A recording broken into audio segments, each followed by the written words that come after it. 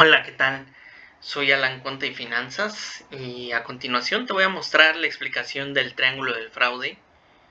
Eh, el triángulo del fraude no es más que esquematizar cómo se componen los elementos que hacen posible un fraude y tiene mucho que ver pues esta reflexión de que es un triángulo, o sea, se ameja a un triángulo porque los lados que componen el, el triángulo del fraude son iguales, tienen el mismo peso y de igual manera pues son puntos de reflexión muy importantes. Primero quisiera mostrar los motivos, que es un lado del triángulo muy importante. Los motivos tienen que ver con ese empuje que tiene aquella persona que va a cometer un acto inapropiado para una compañía. Esta persona está sometida bajo una gran presión. Estos factores pueden ser internos, externos, y hablamos, por ejemplo, de aquella persona que tiene a un familiar muy enfermo, que tiene finanzas muy pésimas, que a como dé lugar requiere financiarse, requiere obtener dinero para saciar ese motivo, esa presión que tiene, y pudiera ser una situación de vida o muerte o no, porque también hay personas que no tienen esa situación, sin embargo, la sufren internamente. Su psicología les dice que es necesario obtener los recursos sí o sí, quizás para darse unas vacaciones lujosas, quizás para degustar de ciertas eh, ciertos hábitos en los cuales sus finanzas personales y su capacidad adquisitiva no le permiten, pero sí tiene esa necesidad.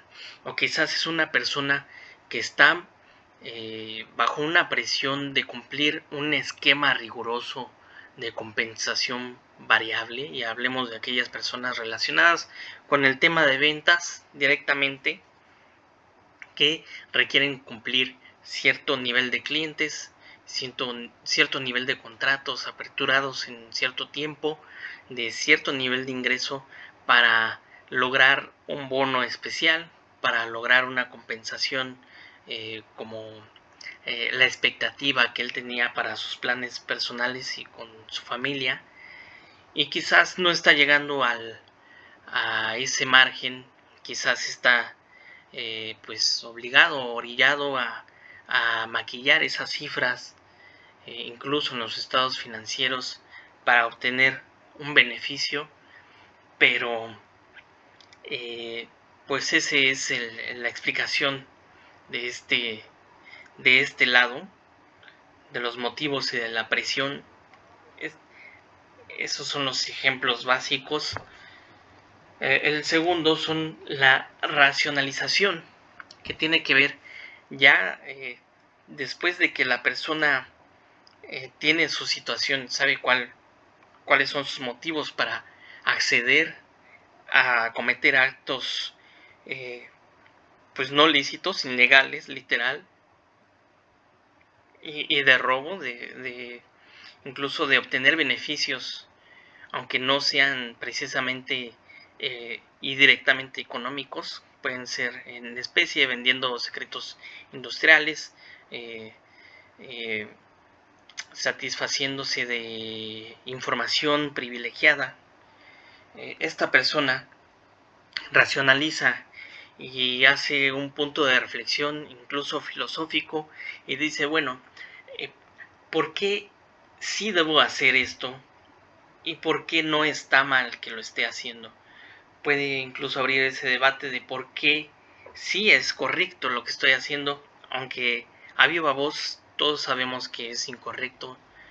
Eh, por ejemplo, una persona que no es bien remunerada o no se siente bien remunerada, eh, quizás está bajo esquemas informales, no le pagan directamente sus, pues, sus beneficios que tiene de ley o cuestiones similares, y podría decir, bueno, yo no tengo aquellas cuestiones básicas que debería de tener un empleado, entonces yo racionalizo el fraude y creo que no hace la diferencia mi acto con el que de alguna manera yo soy víctima también.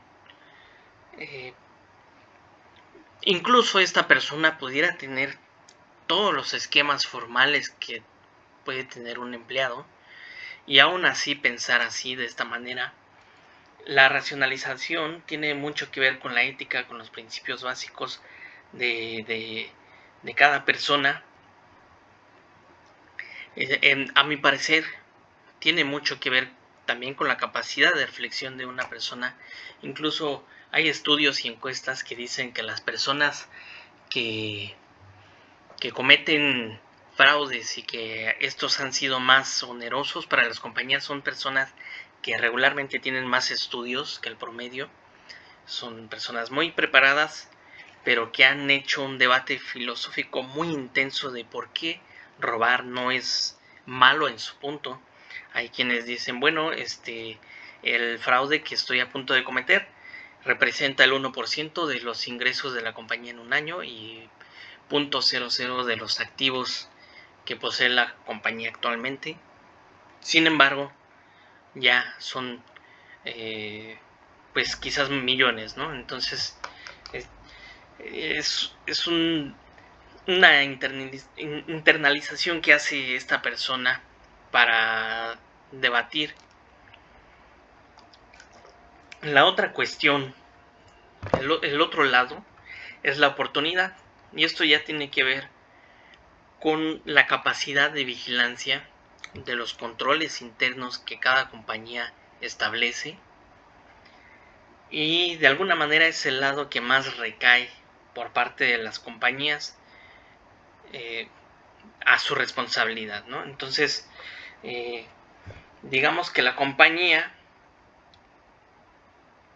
compañía, para poder evitar estos tipos de esquemas,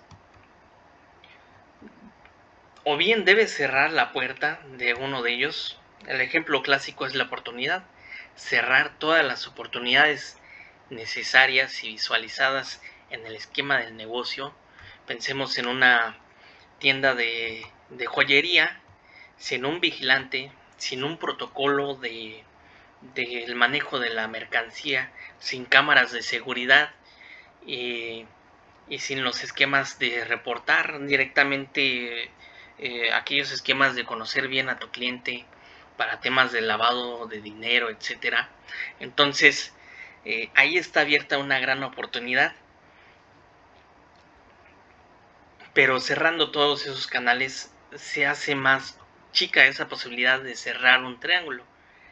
Ese es el ejemplo clásico, pero yo les quiero compartir que realmente una compañía tiene posibilidad de cerrar el triángulo en todos sus lados.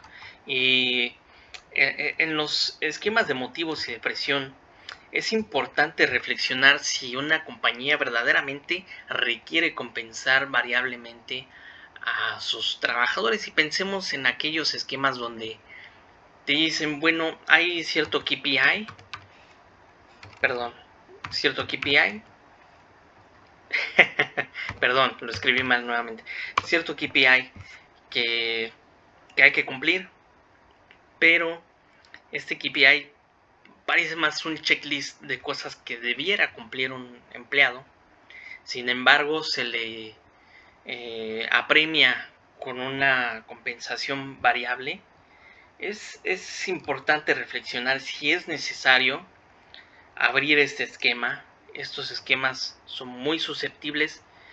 En algunas ocasiones funcionan muy bien, y pensemos de aquellas compañías que se alimentan directamente de las ventas. Un ejemplo de ellos es pues la venta de servicios financieros tal cual.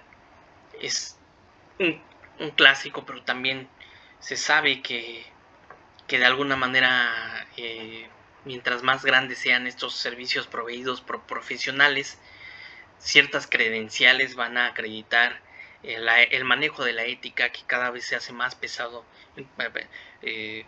hablando del sistema financiero directamente, sí es muy riguroso en ese sentido, pero otras compañías no tienen ese peso.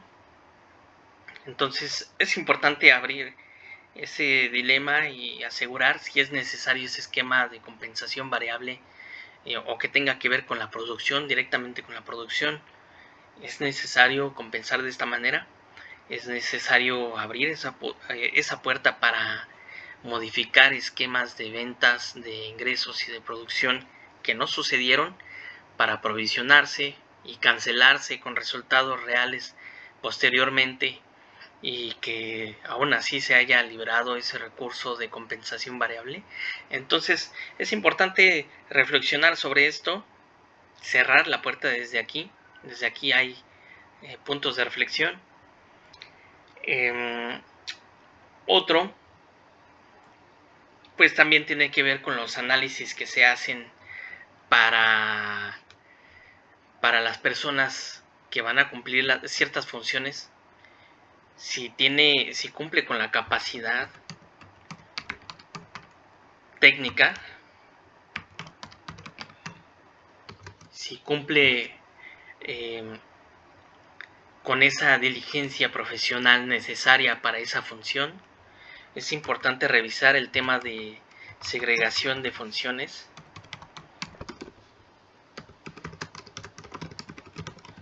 Es un tema muy amplio, segregación de funciones, pero un resumen: no se le puede entregar todo el detalle de cuentas bancarias a una persona que vende o a una persona que compra, porque estos se pueden beneficiar directamente usando las cuentas. Podrían llegar depósitos o transacciones pues en las cuentas de ellos, de su familiar, de sus primos, de sus amigos, haciendo compras ficticias, ventas ficticias. Entonces ese es un ejemplo clásico. Es un tema pues muy abierto. Una persona no puede abarcar muchas funciones, necesita hacer una especie de carrera de relevos entre áreas, y asimismo el fluir de las áreas es por sí mismo un control. Bueno, ese es del lado de la capacitación técnica, segregación de funciones, y también pues los estudios psicológicos que se hacen para la admisión de cierto personal para el cierto nivel que requerimos en una compañía. Siempre son un filtro. No garantizan la prevención de un fraude, pero son un filtro importante. Si no bien para el riesgo de fraude, también está ligado al riesgo de control, porque una persona sin capacidad técnica, con un esquema malo para segregación de funciones, pues también deriva al descontrol, a la desorganización, al desastre.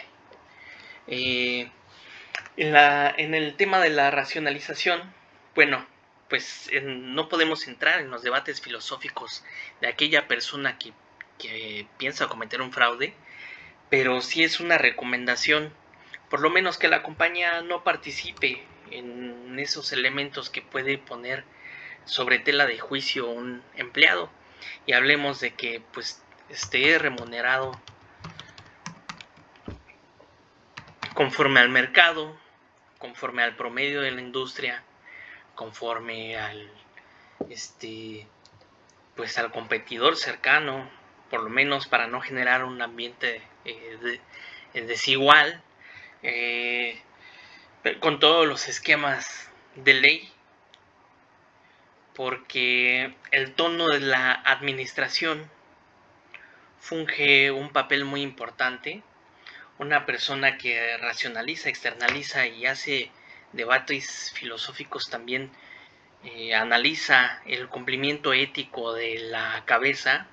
Recordemos que en una compañía, pues el jefe, el patrón, el accionista o los accionistas, pues hacen ese rol muy parecido al de los padres, y el comportamiento de los padres pues es muy importante para los ejemplos que tomarán los hijos. Entonces es justamente ese debate de predicar con el ejemplo, de tratar de formalizar un esquema y que aquellos que racionalizan tomen factores externos que no tienen nada que ver con la compañía y pues los factores externos no se pueden